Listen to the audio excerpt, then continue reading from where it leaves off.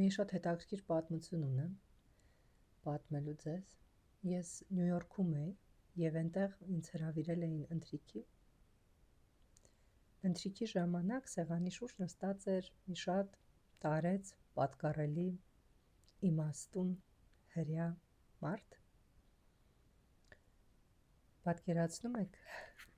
հրեան ու հայը մեկ սեղանի շուրջ։ Եվ ես բնականաբար չէի կարող բաց թողնել այդ հնարավորությունը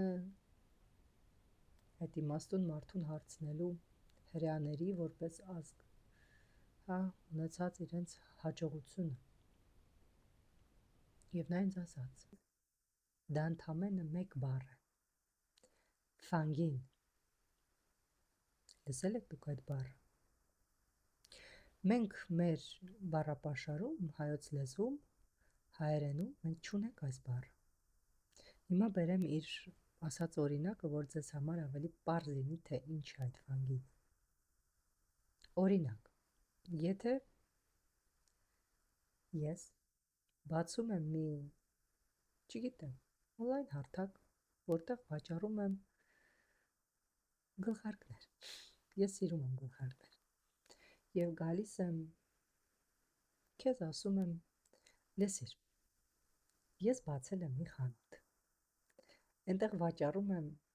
գլխարկներ և երեկ ունեցել եմ իմ առաջին պատվերը։ Դու որպես հայ մարդ ինձ չես ասում, իմ ընկեր, ինձ ասում ես ապրես, լսի, ապրես, շատ ապրես, ես շատ ուրախ եմ քեզ համար։ Եվ այստեղ այսքանով մենք ավարտում ենք։ Իսկ հրեաները այստեղ գալիս է այդ ֆանգին բառը, որովհետև դու ոչ միայն ցույց ես տալիս եւ ասում ես, արտահայտվում ես, որ դու ուրախ ես ինձ համար, այլ դու քեզ զգում ես պարտավորված, որպեսզի ինձ օգնես, որ ես վաճառեմ իմ երկրորդ, երրորդ, չորրորդ գլխարկները, հաջորդ պատվերները, բայց ես քեզ չեմ խնդրում դրա մասին։ Դու որպես հրեա քեզ զգում ես քո սեփական ինիցիատիվայով ուզում ես օգնել ինձ, դու քեզ զգում ես պարտավորված, որպեսզի օգնես ինձ, որ զարգանա իմ բիզնեսը, որ ես ծաղկեմ, ուժեղանամ, տարածվեմ։ Եվ դու կարող ես գնաս, օրինակ, նստես գիշերը թռուցիկներ գրես իմ օնլայն խանութի անունով եւ գնաս դուրս սկսես բաժանել այդ թռուցիկները, բայց ես քեզ չեմ խնդրել դրա մասին։ Բայց պատկերացրեք հայերը, մենք ինչ ենք անում, երբ, չգիտեմ, տղան գա տուն, որդին գալիս է տուն եւ հորը ասում է հայրիկ, գիտես իմ ընկեր Հակոբը մի օնլայն հարթակ է բացել եւ այնտեղ վաճառում է գլխարկներ եւ երեկ ունեցել է իր առաջին պատվերը։ Ինչ է ասում հայրը, հայրը ինչ կասի իր որդուն, հավանական պատասխաններից է, որ կասի Հակոբը խելք ունի, կարգին տղա է, դու քեզ նայի, դու մարդ չես դառնա, օրինակ, ինչ դրեց այս հայրը իր որդու մեջ, կոտրեց, նախանձը դրեց մեջը, մրցակցությունը, ատելությունը սեփական ընկերոջ հանդեպ, դրեց։ Պարզ օրինակ, հաջորդ օրինակը, երեխա դպրոցից տուն է գալիս, ասում է մայրիկ, Անահիտը այսօր 5 է ստացել,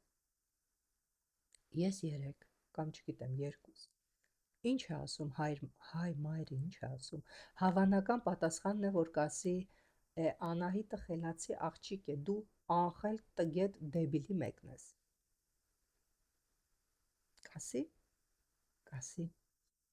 ինչ արեց այս մայրը հիմա այս երեխայի հետ, կոտրեց, նախանձը սերմանեց, մրցակցությունը դրեց, ատելությունը սեփական ընկերուհու հանդեպ դրեց, բայց փոխանակ ասեր օրինակ, ինչ լավ է, որ Անահիտը 5 է ստացել, ուրախացիր նրա համար, կարող ես ուրախանալ Անահիտի 5-ով, փորձիր ուրախանալ, ուզում ես Անահիտին հրավիրենք մեր տուն, սովորես նրա հետ, մի քիչ քեզ օգնի, միգուցե հաջորդ օրը դու էլ 5 ստանաս, փորձիր։ Կամ նայիր, չգիտեմ, ես ինչի տղան ջիպ է քշում, դու մի ավանակել չունես, որ քշես։ Բայց այդ տղան օրինակ ունի հեծանիվ եւ շատ երջանիկ է իր հեծանիվով։ Կամ ես ինչի աղջիկը համասան է սովորում, դու դարձար վարսավիր։ Բայց այս աղջիկը, որ վարսավիր է, շատ ուրախ է, որ վարսավիր է։ Բայց մենք ինչ ենք անում, մենք կոտրում ենք մեր զավակներին, մենք կոտրում ենք նրանց մեջ դնելով նախանձ, մրցություն, ատելություն եւ վերջում ունենք այն, ինչ ունենք՝ նախանձ, հասարակություն, իրար չսիրող հասարակություն, իրար ատող հասարակություն, իրար հետ մրցակցության մեջ ապրող հասարակություն։ Պետք է աշխատել այս խնդրի վրա։ Ես կարծում եմ, մենք որպես ազգ մինչև հիմա մեզ միայն գովել ենք։ Մենք հայերս ուժեղ ենք, հզոր ենք, անկոտրուն ենք։ Բայց եթե մենք պետությունը վերցնենք ու սարքենք անհատ,